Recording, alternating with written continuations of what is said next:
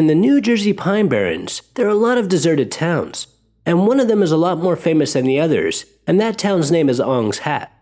Legend has it that this town got its name from a flashy young man who lived in this area, and his last name was Aung. And this young man would always wear flashy clothes, as well as a silk hat. And one day one of his lady friends was very mad at him, so she took off his hat, stomped on it, then threw it as hard as she could, and his hat ended up getting caught high up in a tree. And over time it became sort of a landmark. When people saw the hat, they knew they were close to this village, so people started calling it Aung's Hat. Now today, nobody lives here. It's a ghost town. But this town is famous, as some say that there is, or was once a portal to another dimension here. In 1978, a man named Wally Fard, who was a member of a cult, spent all his life savings and bought 200 acres of land here in the Pine Barrens. And he, along with others, built a little community. And these people did a lot of strange experiments. Wally published a series of newsletters about his experiments and beliefs. And these newsletters caught the attention of two radical scientists who were twins, Frank and Althea Dobbs.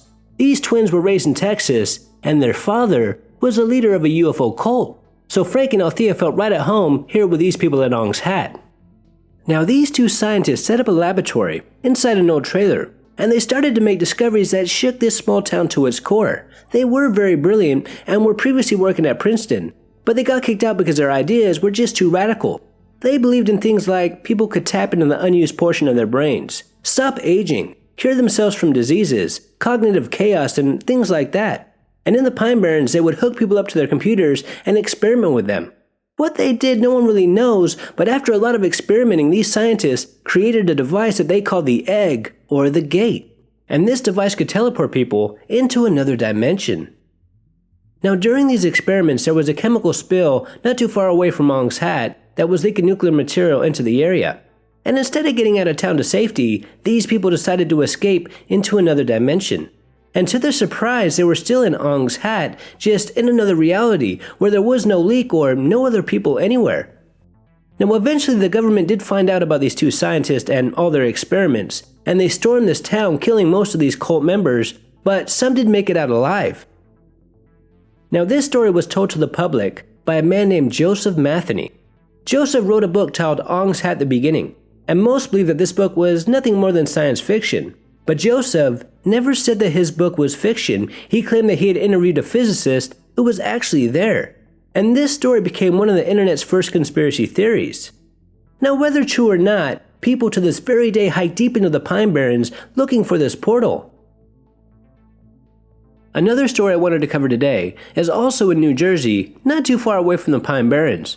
And this location also allegedly has a portal, but not a portal to another dimension, a portal to hell. In Clifton, New Jersey, there's a tunnel system that the locals call the Gateway to Hell. And this tunnel system is very old, and not too long after you enter, you are surrounded by darkness. It's believed that a lot of people have disappeared after entering this old tunnel system, and it's said that this portal is at the end of the bottom floor.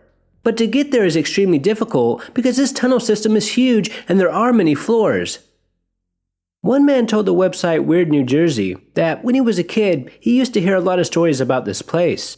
And one day when he was finally old enough to go there, he went with one of his friends as they both were very curious.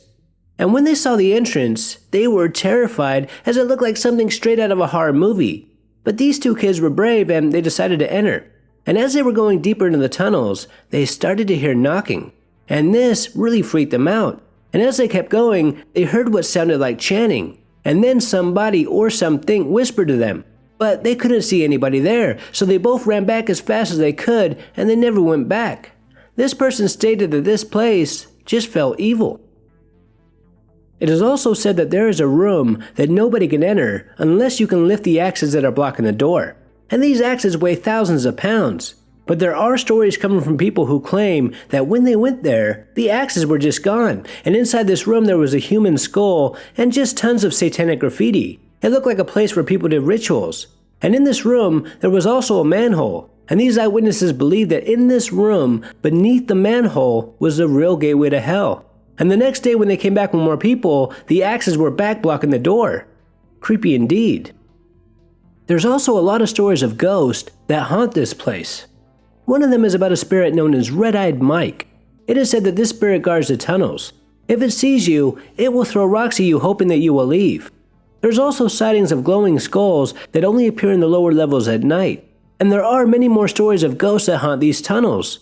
So this is one creepy place. It is known as one of the most haunted locations in all of New Jersey. Until next time, this is Paranormal Junkie. Make sure to hit that subscribe button and stay tuned.